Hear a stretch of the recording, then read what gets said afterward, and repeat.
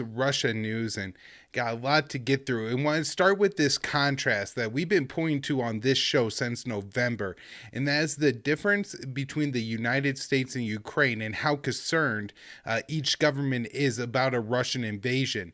Initially, as you know, we pointed out on this show, which seemed very odd, the U.S. was far more concerned about a Russian invasion, and Ukraine initially dismissed the possibility, saying, we're really not that concerned about it. But in the months since, it seems that Ukraine had bought into the invasion narrative, and I'm sure, there's political reasons why the president of Ukraine, Zelensky, would want, war fever to be brought up. Maybe, that increases nationalism and his support and all that, rally around the flag effect. Also, weapons and military aid are pouring into Ukraine, so I'm sure that, looks kind of good and everything too. And he probably likes weapons flying into his country for free, from the US, Canada, UK. I believe now Poland is even sending weapons. Estonia and Latvia and Lithuania send javelins and stingers. So tons of weapons moving into Ukraine. And, you can see why the buildup in this rhetoric probably was viewed by the Ukrainian government as somewhat of a positive. You also had the U.S. government making and continuing to make statements like, we're going to defend Ukraine's territorial sovereignty and we support Ukraine's sovereignty and all of this. However, in the past 2 to 3 weeks, Ukraine seems to have really gotten interested in once again trying to moderate the threats of a potential Russian invasion and not just going all for this U.S. rhetoric that, an invasion is definitely going to happen. We really need to be concerned about it. And so Dave DeCamp writes this on January 25th, White House, Ukraine at odds over threat of Russian invasion. He says, with all eyes on Ukraine and Russia, officials in Washington and Kiev don't seem to be on the same page. Ukrainian officials are urging calm and say a Russian incursion isn't imminent, but over in Washington, the scaremongering continues. When faced with Ukraine's assessment of the situation, White House Press Secretary Jen Psaki insisted that Russia could invade at any moment. Asked if the U.S. believes the threat is imminent, Psaki replied, correct. Later in the day, Biden appeared to admit that he doesn't actually know if Russia will invade. This is all Putin. I don't think even his people know for certain what he's going to do. In Kiev, Ukrainian defense minister told parliament, as of today, there is no grounds to believe Russia will immediately invade immediately. The Associated Press reported, don't worry, sleep well, no need to have your bags packed. And this came after, as we reported on the show last week, the U.S. started allowing its embassy staff to leave the country, told the families of its embassy staff to leave the country, and this week issued a pretty stern warning, or I guess probably Thursday or Friday of last week, issued a pretty stern warning saying that Americans needed to leave the country. So then we had a call between Biden and Zelensky, and this occurred on January 27th. And, initially I read this through the tweet, and the POTUS Twitter account just says, I spoke with Ukrainian President Zelensky to discuss our coordinated diplomatic efforts and reaffirm our support for Ukraine's sovereignty and territorial integrity. We will respond decisively along with our allies and partners if Russia further invades Ukraine. And so in a way, this sounds like a pretty strong statement because, you understand that he's talking to the Ukrainian president. And so if he's telling the Ukrainian president, we're going to make a strong statement and we support Ukraine's territorial integrity, and we're also saying that Russia is going to invade, it kind of sounds like we're saying that we're going to prevent a Russian invasion potentially with our own troops and defend Ukraine. Now, that very clearly is not the Biden policy when, you get more detailed and flesh out what they're actually going to do. But whenever you see that tweet, that's kind of the initial thought of what happened on that phone call. Is you just had the U.S. supporting the rhetoric, but then you have reports from the Ukrainian side that it did not go well. This from Axios: Zelensky questions U.S. warnings of imminent invasion in Biden call, and this was reported from CNN initially, at least, saying that it was the call did not go well. And then I've seen other outlets kind of downplayed a little bit more. But Zelensky raised the White House warnings of an imminent threat. Biden pointed to the possibility that Russia will invade once the ground freezes, and said that's why the U.S. is sending so much weaponry. And so there is this phrase that keeps getting used, when the ground freezes, and it does sound kind of like a CIA or intelligence community kind of thing in the U.S. That isn't true, like a chemical weapons kind of slogan thingy. Oh, Russia's going to invade when the ground freezes, when the ground freezes. And that like is it's sometime in the future. We don't know exactly when, but it's gonna happen. And then it may never happen. They'll be like, the ground didn't get soft enough or something like that. They'll make something up, or have another excuse. But I'm not quite sure that that's really what Russia is waiting for, if they really do plan to invade, which I'm not 100% sure of. You know what I mean? I'm pretty skeptical of that as well. So very interesting that we're getting this out of the Ukrainian side, that they're very unhappy with the U.S. and this rhetoric actually escalated at a press conference. Zelensky slammed the West for creating a panic after the Biden call. He said there are signals even from respected leaders of states. They are just saying that tomorrow there will be war. This is panic. How much does it cost our state? And part of what Zelensky is talking about when he says how much does it cost is that the Ukrainian economy has really suffered since the all of this rhetoric has built up and the risk of war has built up. Of course, if you're thinking about opening a new plant or something in Ukraine, making an investment in Ukraine, the fact that Russia may invade that country, or if you're listening to the Western media reports Russia will invade that country, then I think you're unlikely to go through with that investment. So it's pretty, I guess, maybe not understandable, or understandable that Zelensky is concerned and that's hurting business. At the same time, I feel like it's a little bit of his own government's fault for buying along with this all the way. And again, they were getting paid off in all the free weapons, but it did come at a cost, and this is that cost. So we also have the Ukrainian foreign minister saying that there are not enough Russian troops to actually invade Ukraine. Now, we did have an announcement from the U.S. that there are more troops moving into the region. That was today. Pentagon spokesperson John Kirby said that Russia continues to add more troops around Ukraine. It wasn't exactly clear to me if he was talking about the increase of troops that we know about going on in Belarus for the planned war games that'll go on between about February 10th and 20th. Or if he's talking about different troops potentially moving back to the Ukrainian border.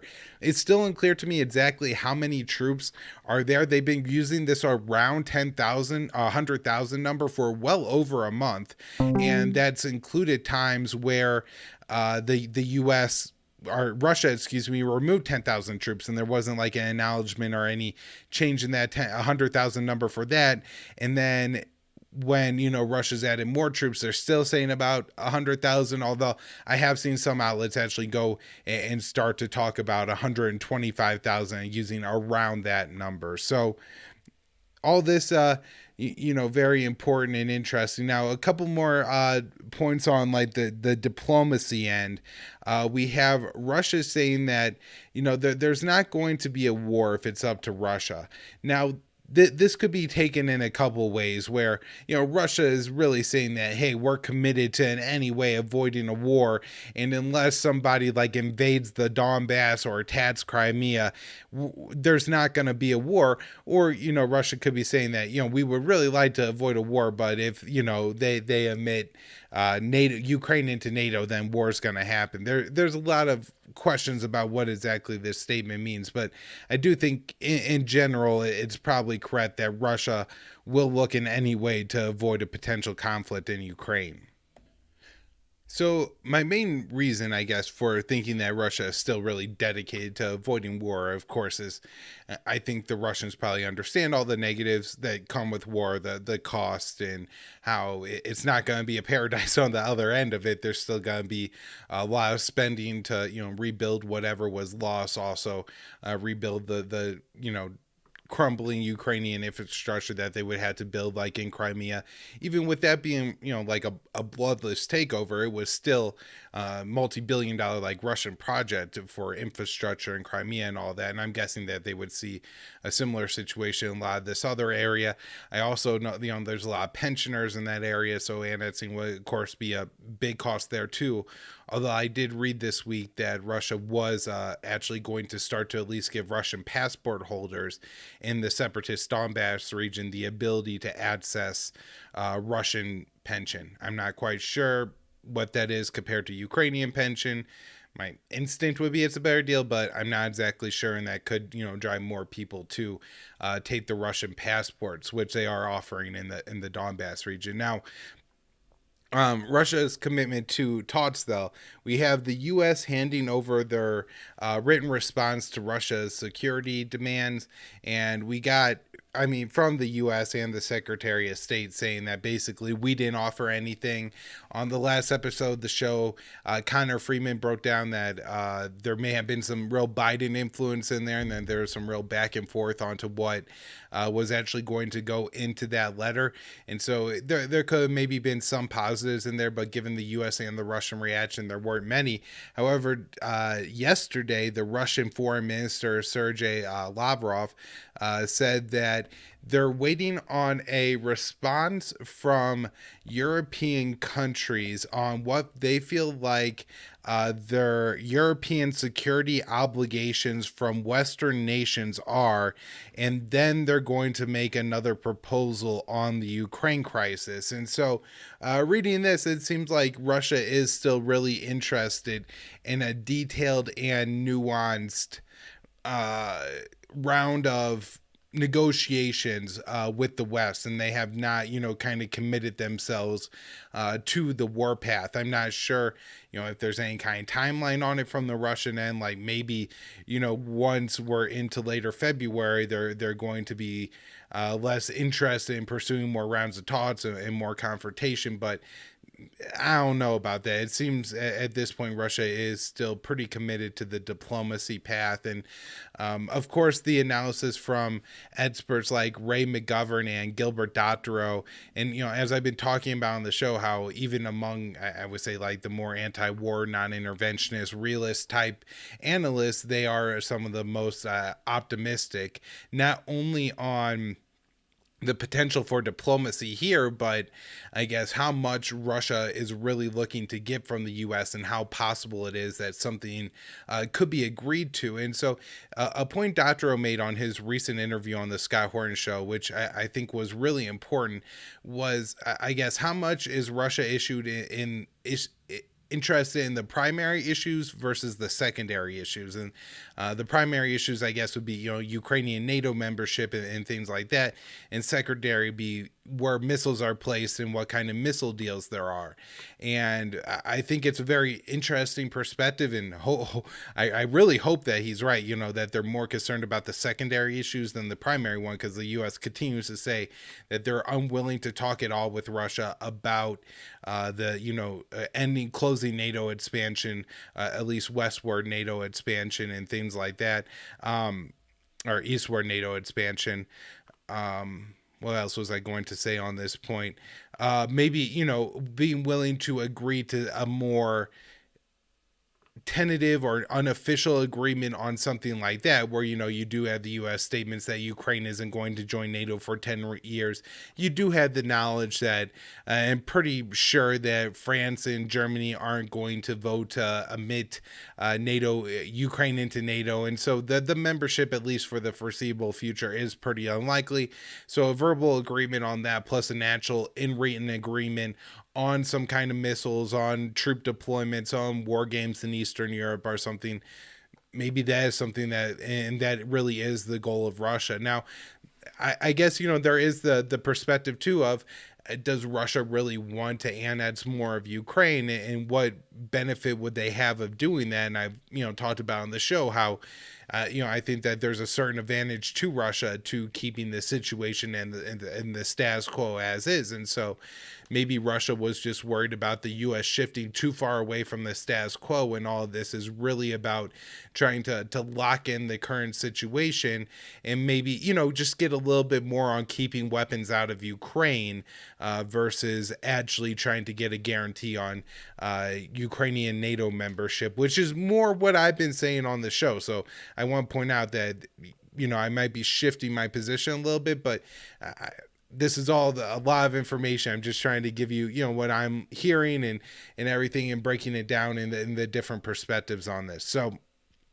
we do also have Russia, and I think this does add to Dr. O's argument. Dave DeCamp writes this up January 27th at antiwar.com. Russian officials warn a new missile crisis is unavoidable without arms control.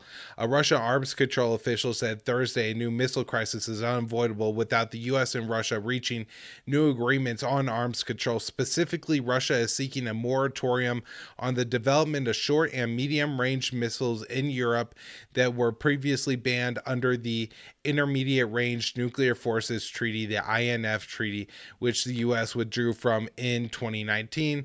The proposed INF ban was part of the security proposals Russia presented to the U.S. last month. The U.S. responded on Wednesday, and while Washington rejected Moscow's demands to halt NATO expansion, both sides said there was rooms for dialogue on arms control. We'll continue to insist it is a priority to reach our principal understanding that the problems in this area must be urgently addressed. Otherwise, new missile crises are unavoidable. So very important what we're getting from Russia on this issue. And while they have drawn a red line on Ukrainian NATO membership, and again, as much as I do think that it's possible that they really are very interested and maybe just interested in this a missile agreement, an INF ban type agreement, that they are very concerned about the potential of NATO membership. So let's see, what else do we have here on this issue?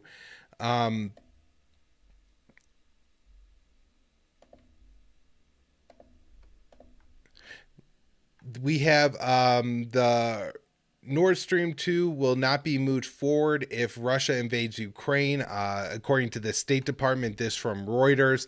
And I found this, point that the State Department is trying to make here very interesting, because I haven't heard directly from Germany, and certainly not from like the German chancellor or anything like that, any kind of incursion, annexation, invasion of NATO or of Germany or of Ukraine, by Russia would result in sanctions on the Nord Stream 2 pipeline, shutting down the Nord Stream 2 pipeline or anything like that. In fact, Germany has, I think, been very careful not to say that. And so I wonder if the U.S. is actually overstepping on its what its European ally thinks here. Also talking about Europe, we had this article from MeWe of Alabama that I think is really important. British government laundered fake U.S. intelligence on Ukraine. And he's talking about the story we got a couple weeks ago now, or maybe a week ago. Yeah, 1 week ago, from the UK, saying that Russia was planning to overthrow the Ukrainian government and install a new government, and they did that without providing any evidence. And then now we have from the Washington Post, the intelligence underlying that revelation, which also linked some former Ukrainian politicians to Russian intelligence officers involved in planning an attack on Ukraine, was collected and declassified by the United States, according to multiple people familiar with the matter. The Biden administration asked the British government, which vetted the intelligence and was confident in its accuracy, to publicly expose the Russian plotting, the people said. And so this is, laundering intelligence and information, rather than the U.S. just not coming forward and saying that we have this, we give it to our British allies to do that. And why? Because it looks like it has a lot more legitimacy that way. if you're an American and you hear that the British intelligence believe it too, well, if you're just skeptical of the CIA or something, when you hear that the, MI5 or MI6 or whoever the hell is signing off on it, you think, well, this must be good, and there might not be a problem with it, when actually, there's still a problem with it. And it's just laundered intelligence, and we haven't seen any of the evidence that, these governments claim that they have. The Pentagon says that, see, I already hit this one. This was Russia adding more troops and unsure of where those are going. Russia is also planning on carrying out more war games, naval war games, and initially they were planning on carrying out these war games off the coast of Ireland, but Ireland's foreign minister asked Russia not to carry out the drills inside the country's exclusive economic zone, and Russia did respond positively to that and apparently will not be carrying out the war games in that area as requested by the Irish. And then this from Dave DeCamp at antiwar.com. U.S. naval presence in Black Sea more than doubled in 2021 as compared to 2020. And then this is looking at the number of days that there were U.S. warships in the Black Sea, and that was 182 collective days in 2021 versus 82 in 2020. Now, the number was higher back in 2014 after the U.S. invasion or U.S. coup in Ukraine, and then Russia annexing the Crimean Peninsula and the separatist civil war breaking out in the Donbass region. But here we have it ramped back up after dropping to a low of 58 days in the middle years between 2014 and 2020. So heightened tensions in the Black Sea because of U.S. actions. This story from William Arkin at Newsweek: as U.S.-Russia tensions rise, U.S. stress tests new nuclear war plan, and they're looking at the new U.S. Nuclear war plan that they have, the nuclear posture review and everything like that. And Strategic Command is going to carry out the Global Lightning Games. Apparently, this one is more oriented towards China, although we don't have a lot of facts on what actually happens. In these games, they don't say that this is how we're looking at this. But, one of the very interesting things that this, set of war games does is it looks at retaliation in nuclear war, right? So it's not just, if nuclear war breaks out with China, we're going to hit these 50 sites, these cities, and then these missile silos, these naval bases, these airfields, things like that. They're talking about, okay, so, China hits us, they take out half our ground-based missiles, and so now after that, we're going to launch and hit these sites, and, the back and forth and how that goes, and just I don't know how dark it is to be carrying out these kind of war games. When you're talking about back and forth, volleys of nuclear weapons against each other, and just what that would do to humanity, and how many of us are going to die in such a situation is absolutely disgusting. Next story is from BuzzFeed News. NATO won't put troops in Ukraine, but Western foreigners are volunteering to join the fight against Russia.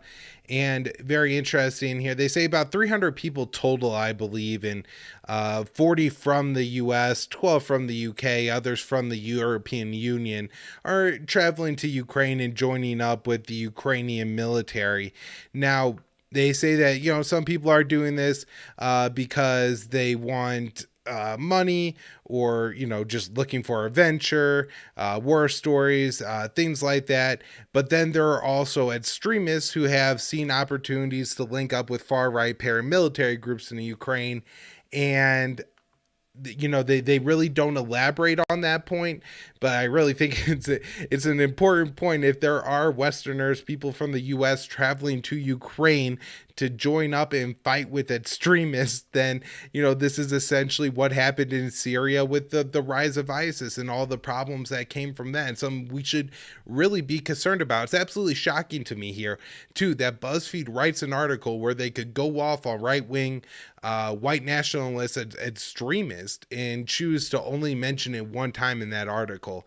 Unsure why, but they are very hawkish on Russia, so that's that's probably the reason. So as mentioned in that article, we had an announcement from NATO leader Jens Stoltenberg that NATO would not send any combat troops into Ukraine.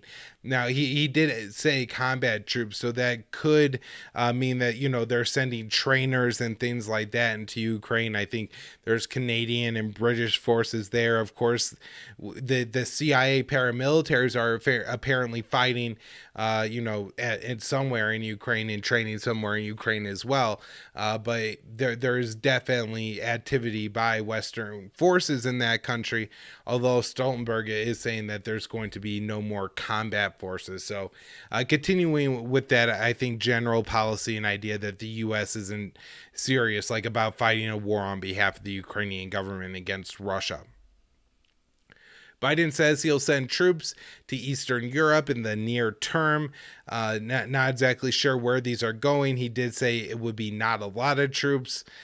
No idea what this means. Very vague. Maybe just trying to appease the Hots a little bit, but not really going to make a difference in any way if there's a conflict with Russia. We now have some more things going on in the Senate. U.S. senators are writing a bill with substantial sanctions against Ukraine. This is a bipartisan group of 10 senators, 5 Democrats, 5 Republicans, all high-ranking members, working to put, I think one of them called it the mother of all sanctions against Russia and things like that. Some of these bills, by the way, when Congress passes these sanctions, it actually requires Congress to pass a bill to remove the sanctions. And so it could in that way kind of tie the president's hands on negotiations. And apparently there are still some issues, and it's not exactly guaranteed that this bill will come out or that will have everybody's support, because there's an argument over sanctioning the Nord Stream 2 pipeline or not. My assumption would be the Republicans want to sanction it and the Democrats don't. Last story on Russia, and this is the little bit of good news is that you're getting in the U.S., and this from Reuters. U.S. companies push Biden Congress for caution on Russia sanctions. And there's several companies, mainly from the oil lobby, that are saying that, hey, if you put these stringent sanctions on Russia, it's going to prevent us from fulfilling our contracts and, doing all the things that we do to make money. So you can't put these sanctions on Russia, or at least you have to be careful with them if you do. I don't know how far this is going to get. If it came to China or something like that, my guess is the business interests would outweigh the military industrial complex's lobbying abilities. When it comes to Russia, I don't think that's really the case. So, but at the same time, the fact that some people are interested in not increasing the warfare is important, and it could help to move the margins just a little bit, and sometimes that's really all you need.